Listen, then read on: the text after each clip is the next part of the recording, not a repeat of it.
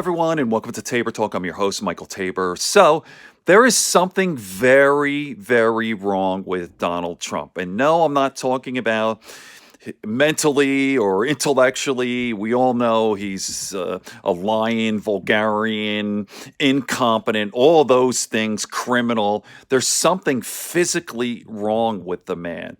He has obviously, very obviously, some sort of neurological thing going on, obvious cognitive decline. So let me play this clip and I'll talk afterwards. By David Pakman, by the way. David has done several videos on this. There's something very wrong with Trump. Watch. So I'm not going to sort of like rehash everything that happened during our vacation, but there are a couple things that I do want to get to. One of them is that Donald Trump appeared to neurologically malfunction during a speech for the right-wing on-campus group Turning Point USA. Donald Trump slurred his way through this speech. He went on a very strange rant about windmills, which I will get to. But the moment that is attracting a lot of attention and also garnering demands for a full neurological workup at a proper medical facility is the moment where Donald Trump slurred his language at the exact time that he appeared to spasm or twitch his shoulders. Now, the audio alone doesn't do justice, so we've been playing the video for our television audience to see. Let's now actually listen to, it's just a 12-second clip. And let me begin by wishing you a beautiful, look, you remember this? Do you remember? They were trying to take Christmas out of... This is getting very difficult to ignore, to pretend that everything is fine. But once again, even if you excuse this particular moment, the behavior the rest of the speech was odd. Now, as far as this goes, which some people are calling, again, a neurological malfunction or some kind of a spasm, I got emails from some folks saying, David, the condition tardive dyskinesia seems to maybe be a fit here, although when I look that up, it's not totally clear to me that it is. And of course, I am no medical professional. Even if you excuse this moment, the behavior of the entire speech was odd. Here's the part where Donald Trump talked about windmills. He's talking about wind farms. He's still calling them windmills, making absolutely no sense whatsoever. An economy based on wind. I never understood wind. You know, I know windmills very much. I've studied it better than anybody. I know it's very expensive. They're made in China and Germany mostly. Very few made here, almost none. But they're manufactured tremendous, if you're into this, tremendous fumes, gases are spewing into the atmosphere. You know, we have a world, right? So the world is tiny compared to the universe. So tremendous amount of fumes and everything. You talk about the carbon footprint. Fumes are spewing into the air, right? It's spewing.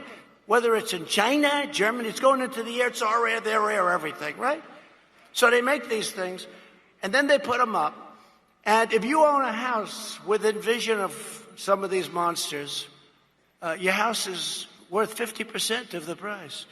They're noisy. They kill the birds. You want to see a bird graveyard? You just go. Take a look. A bird graveyard? Go under a windmill someday. It went on from there. I think he referred to China as Gina, which is really weird. He's looking at windmills very strongly. He studied them very much. This is that repetitive overuse of certain linguistic crutches that we've observed with Donald Trump before. Most people don't know that. The world is tiny compared to the universe. That's another one of his linguistic crutches that he uses when he seems to sort of get confused, meandering about where he's going. Calling wind farms monsters is just an odd touch. And then here is that sort of slowed down slurring from Trump, inclusive of that spasm moment. Maybe on the low side.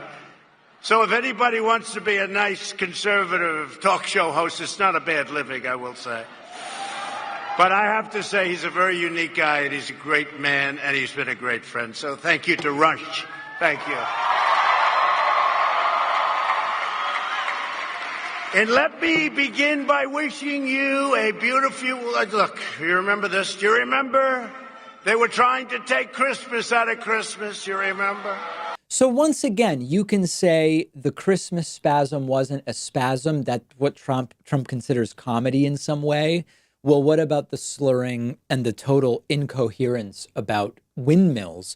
The question that's coming up more and more is, if this keeps getting worse, if he continues to seemingly deteriorate, what will he be like by the time of the general election debates against the eventual Democratic nominee? And maybe more importantly, before our vacation, Donald Trump teased the idea that he might participate in the debates. Maybe he would do more debates. Maybe he would do fewer. Maybe he would do none at all, depending on what he wants. He said, as president, it's ultimately up to him.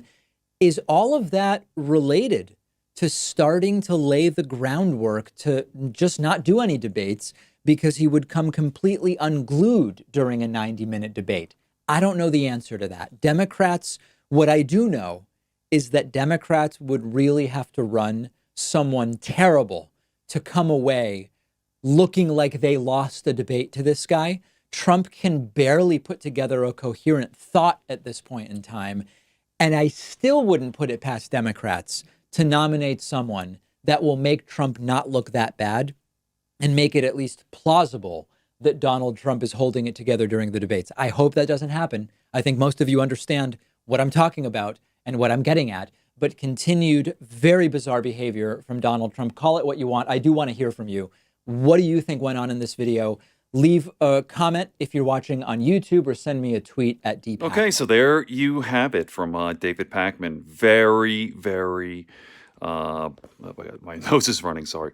Very, very bizarre behavior. Trump can barely put together a coherent sentence, and it's just bizarre. Like the world and the universe and windmills, it's insanity. I mean, I'm telling you, we'd be better off just picking someone off the street.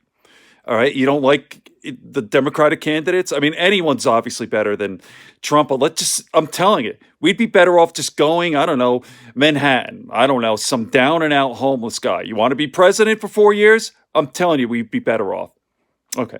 Good friends, good books, and a sleepy conscience, peace, love, and understanding here on Tabor Talk. Oh, the camera, sorry.